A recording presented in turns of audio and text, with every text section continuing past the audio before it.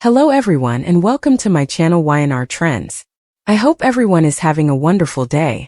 Before we begin, please hit the subscribe button and give this video a thumbs up. Holden has spent years concealing facts that might destroy entire legacies behind walls of silence and shame. But he finally broke on that chilly, rainy night at Newman Enterprises, when thunder boomed like an omen and lightning smashed through the glass windows. The truth could no longer remain hidden because it was so painful and heavy. Holden was confronted by Victor Newman, the formidable patriarch who created an empire through manipulation, control, and secrets, and he demanded answers with that familiar cold gaze. Mitch stood just behind him, nervous and perplexed, not realizing that his entire life was about to be rewritten. As he started speaking, Holden's voice wavered, each syllable revealing years of hidden suffering. "Victor, you're not just Mitch's mentor, you're his father," he began, his voice breaking under the weight of what he was about to admit. The room fell silent. Unbelief, rage, and unadulterated emotion filled the air. Mitch's jaw dropped as if the earth had suddenly collapsed, and Victor's eyes narrowed, half in shock, half in rage. Victor had thought for years that he had buried his past deep enough that no one could find it. Holden, however, had been present from the start. He had witnessed everything, including the covert relationship, the hasty choices, and the lies told to preserve authority and reputations. Like a confession he'd practiced for decades but never dared to speak, Holden's came out. He disclosed that he had a brief, passionate affair with Margaret, the woman who gave birth to Mitch decades ago, when Victor was younger and his empire had not yet fully established itself. When Victor refused to accept the child, Margaret, afraid and alone, had gone to Holden for assistance. Holden, who was Victor's employee at the time, was instructed to handle the situation quietly, and he succeeded in doing so by making arrangements for Margaret to leave Genoa City and begin a new life somewhere else while guaranteeing her kid would never learn the truth about his father. However, Margaret passed away at a young age, and Mitch was raised to believe that Holden was the one who had kindly assisted him. He was unaware that Holden was guilty of being the person who had kept him apart from his biological father. Holden's remorse became more each time Mitch advanced in the corporate world and Victor complimented him on his commitment and intelligence. It was lyrical cruelty. Victor had unintentionally fostered the rival of his own son, and without realizing it, adored his own flesh and blood. The truth was now known. Mitch yelled, "You're lying!" In a broken voice, however, Holden's tone had a quality that prevented denial. Victor's face stiffened, but there was a glimpse of dread in his eyes. A rare, almost human vulnerability.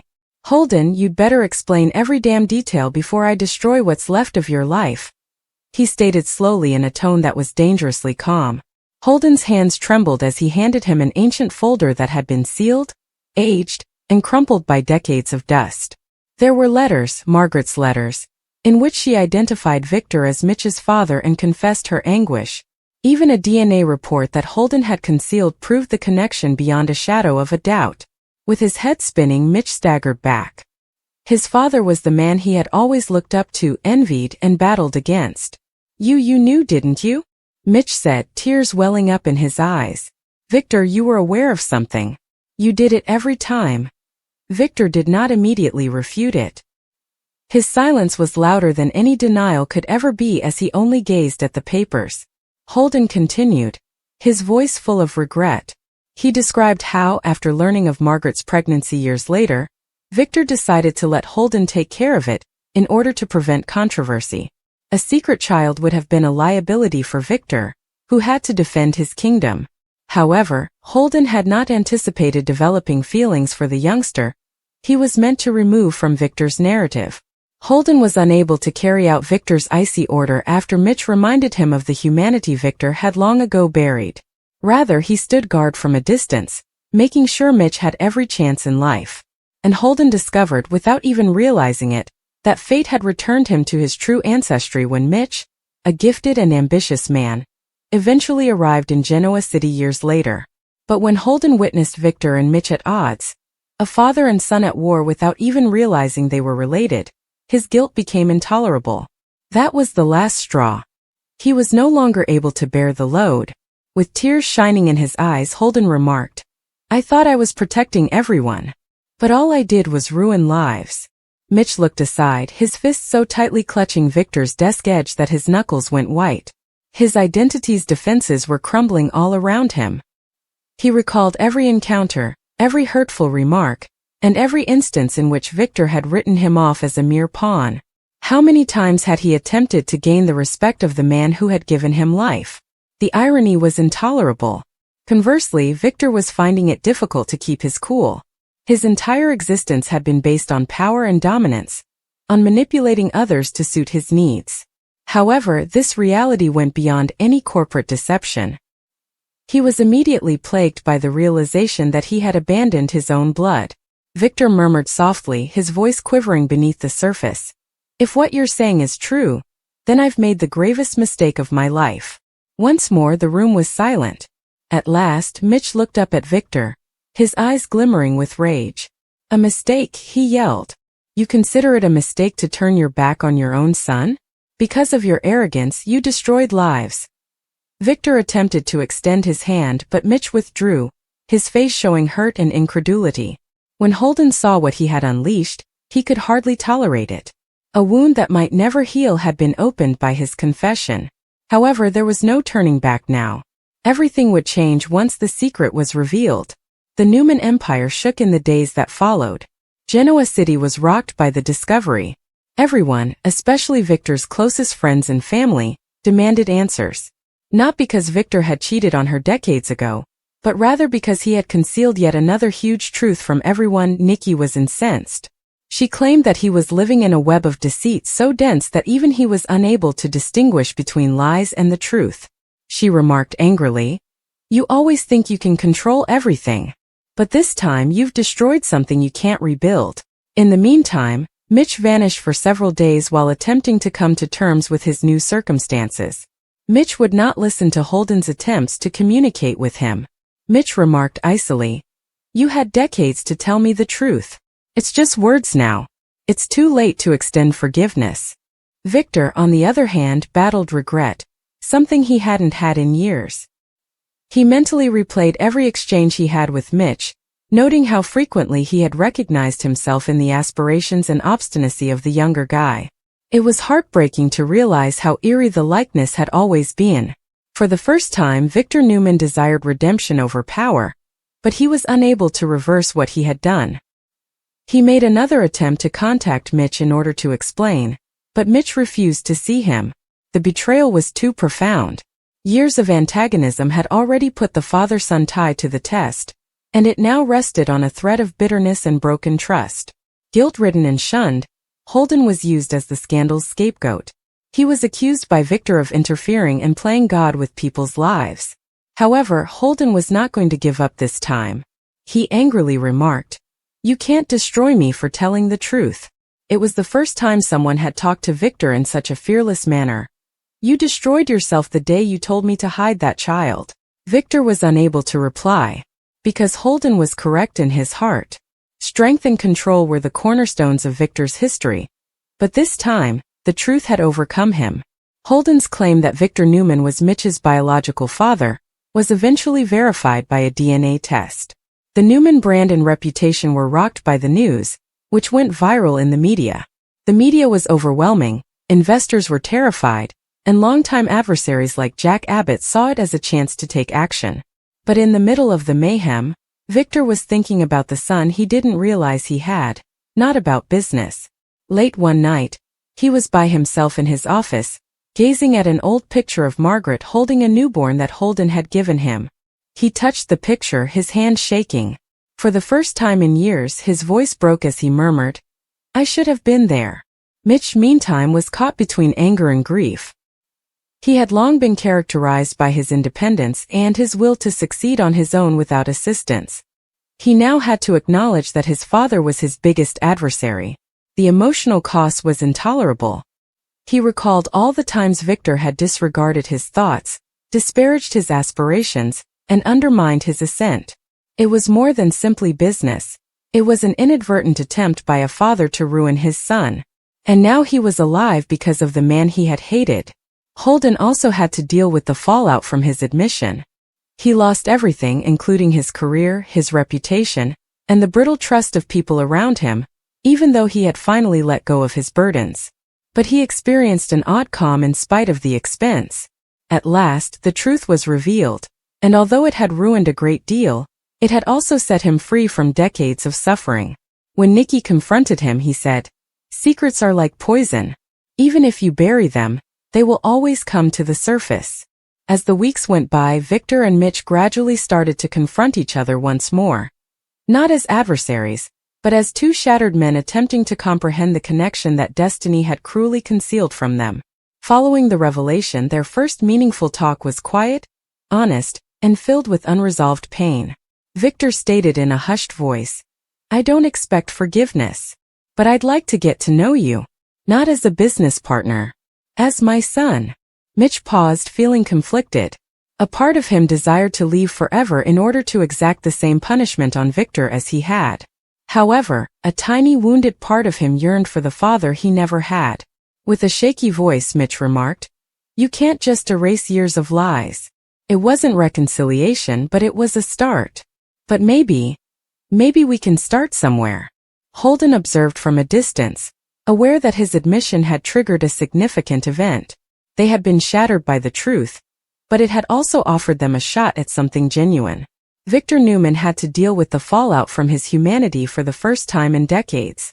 Even though he was still damaged, Mitch started to see that his ability to forgive was his greatest asset rather than his independence. Ultimately, Holden's disclosure humbled Victor Newman, in a way that no corporate conflict or scandal could. It forced him to confront his heart, his past, and his decisions. Even while healing would take time, one thing was certain: the truth had at last been revealed. Mitch was now family, not simply a coworker or a competitor. And even though it was birthed in sorrow, that one truth altered everything forever. The days that followed Holden's admission were like an eerie echo that would not go away. The rumor about Victor Newman's secret son was circulating like wildfire across Genoa City. Speculation was rife in coffee shops, boardrooms, and even the Newman media studios. How could the legendary Victor Newman, a symbol of perfection and control, have concealed a son for decades? And how could that very son be Mitch, the man who had established his reputation for tenacity and self-reliance? However, the true harm was occurring in secret, in the unadulterated, unsaid suffering between Holden, Mitch, and Victor, behind the public spectacle. At the ranch, Victor would spend restless evenings in his study with his family's photographs lining the walls and the fireplace flickering. He gazed at the faces of Nikki, Nick, Victoria, and Adam, and now he could see Mitch's in his imagination.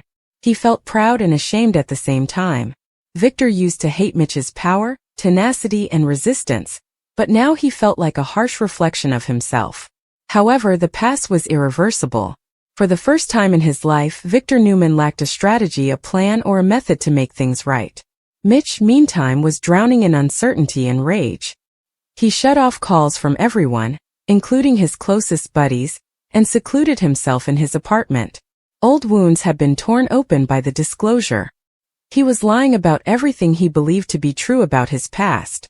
The guy he had looked up to as a mentor, Holden, had participated in the fraud. And his father was Victor, the man he had hated and fought against for years. One night he whispered to himself, "What kind of world is this where the man who left me gets to call me son?" The resentment was intense. He saw the shadow of the man he vowed never to become every time he looked in the mirror. Conversely, Holden was a shadow of his former self. His career, friendships, and tranquility had all been lost as a result of the confession. However, he felt deep down that it was the correct thing to do. Lost in contemplation, he wandered the town's periphery during the day, occasionally visiting Margaret's grave to pay tribute to her. One afternoon, while kneeling in front of the grave, he muttered, I told them everything." Even as he remarked, "You can finally rest now." He was certain that peace would not come easily for him, Victor, or Mitch. Then the unexpected moment arrived. Victor arrived at Mitch's house a week after the reveal. Long shadows were created across the room by the city lights outside because it was late. With a stern, resentful expression, Mitch grudgingly opened the door. "You're brave to come here," he remarked icily. Victor remained unflinching. He answered, "I didn't come here to fight." Mitch chuckled grimly. "I came here to talk to try to understand the son I never knew. Do you now wish to comprehend me? After decades of disregarding me? Reluctantly, he moved aside to let Victor in, but the tension was oppressive. Victor scanned the penthouse, focusing on the walls that held pictures of Mitch's achievements, including awards, family portraits, and recollections of a life Victor had missed. Victor remarked softly, almost admiringly, "You built all this yourself." Mitch turned abruptly and said, "You didn't need anyone." "Thank you, but no. Remember how you left my mom behind?" Victor's eyes softened, but the guilt remained. "You left her to die alone while you built your empire." "I was naive and conceited," he remarked. "I can't go back on the decisions I made." Mitch laughed hollowly. "But I didn't know about you until it was too late." "Is it too late?" "That's practical. You constantly manage to change the narrative so that you come out on top." The ensuing hush was harsh. Victor appeared to be about to go for a brief time before something broke inside of him. His voice faltered as he turned to face Mitch. "Do you really believe that I don't regret it? I think about the children I've failed and the individuals I've harmed every day. But you were taken from me before I even had a chance," he said, pausing to steady himself by holding onto the back of a chair. "I don't want to be forgiven. I don't even anticipate comprehension." Mitch's rage turned to doubt as he said, "But I want the truth between us, not the lies that Holden or anyone else told." Though years of animosity wouldn't go away quickly, he could see the sincerity in Victor's eyes. "The truth is that I spent my entire life trying not to become you," he remarked angrily. "I now realize that I already am." The words wounded worse than any business deception, and Victor averted his gaze. He said, "Maybe that's not such a bad thing. I'm pleased of the sturdy thing you've built, even if I had nothing to do with it." Mitch's face softened a little, the first break in the barrier he had erected around himself. He asserted, "Pride does not erase abandonment. You can't just show up and use words to fix it." "No," said Victor, "but it's a start." The two men started running into each other more frequently in the days that followed, sometimes on purpose and other times by chance. There was still no reconciliation and no apologies. However, acknowledgement was something new. When Mitch joined a board meeting at Newman Enterprises, Victor stopped viewing him as an outsider. Their chats were incisive, but they also contained a lot of unsaid emotion. Both seemed to be pushing the limits of a precarious new reality. During one heated debate, Victor said, "You have your mother's fire." "But my temper," Mitch said icily. Victor grinned for the first time. It was tiny, but it was genuine. Observing from a distance, Holden was relieved to see even a hint of understanding developing between them. However, he was aware that the harm he had caused would be difficult to repair. Mitch had completely stopped talking to him, and Victor still hadn't forgiven him for keeping the secret. Standing outside Newman Towers one afternoon, Holden observed the structure that had come to represent both his greatest accomplishment and his biggest transgression. He considered permanently leaving Genoa City, but there was a part of him that wanted to stay to put things right if that was still possible. That opportunity was unanticipated. Nikki pursued Holden, her face halfway between sympathy and rage. She remarked icily, "You broke this family. But maybe you can help mend it," she said, explaining that Mitch's emotional spiral had been caused by bewilderment, guilt, and rage. Victor was making an effort, but each time he tried to establish a connection, Mitch appeared to distance himself from him. Nikki whispered, "He doesn't trust anyone. Victor is the least of all." Holden paused, "But he might still listen to you." "He won't," he declared. "He despises me." "Perhaps," Nikki answered, "but only you can provide the answers he still needs." Holden went to see Mitch that evening. With a tired but attentive expression, the younger man opened the door. "You have 5 minutes," he replied sternly. Holden gave a nod. "That's all I need," he said as he entered with a tiny package in his hand. "Your mother owned these," he remarked. "Before she passed away, she penned letters. I stopped her from telling you who your father was." Mitch froze, staring at the package. "I thought I was protecting you. Why are you giving this to me right now?" Holden let out a sigh. "Because you should know her truth, not mine or Victor's." He turned to go after giving the letters to her, but Mitch stopped him. Why did you hold off for so long? Holden turned around, regret shining in his eyes. Because I was a coward. Because I believed that everyone would be spared suffering if the secret was kept. But I was mistaken, he continued softly. I loved you like a son.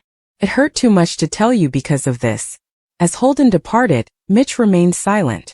However, tears welled up in his eyes when he opened the letters later that evening. Margaret spoke in a kind, heartbreaking, and hopeful manner. Despite his ambition tearing them apart, she had written about Victor as a man who had previously loved her sincerely rather than as a monster. She had written about her hopes for Mitch, and her conviction that he would eventually discover his calling in life. If you ever meet your father, don't hate him, she wrote in a tragic note. Love him enough for us both, Mitch said, shattering his defenses. For the first time, he recognized his father as a man troubled by his own shortcomings rather than as a villain. Mitch arrived at the ranch the following morning. Staring out over the property while sipping coffee on the patio was Victor. He got up as soon as he noticed Mitch. He said, I didn't think you'd come. I didn't either, Mitch answered. After a protracted period of stillness, Mitch set the letters down on the table. He remarked, I read these last night. After a moment of hesitation, Victor unwrapped one and said, They were from my mother. His face softened entirely for a brief moment as his gaze swept across Margaret's well-known handwriting. Mitch whispered, She never stopped loving you. Victor took a deep breath. And I've always regretted losing her. The ensuing discussion was neither boisterous nor explosive. It was honest, unvarnished, and quiet.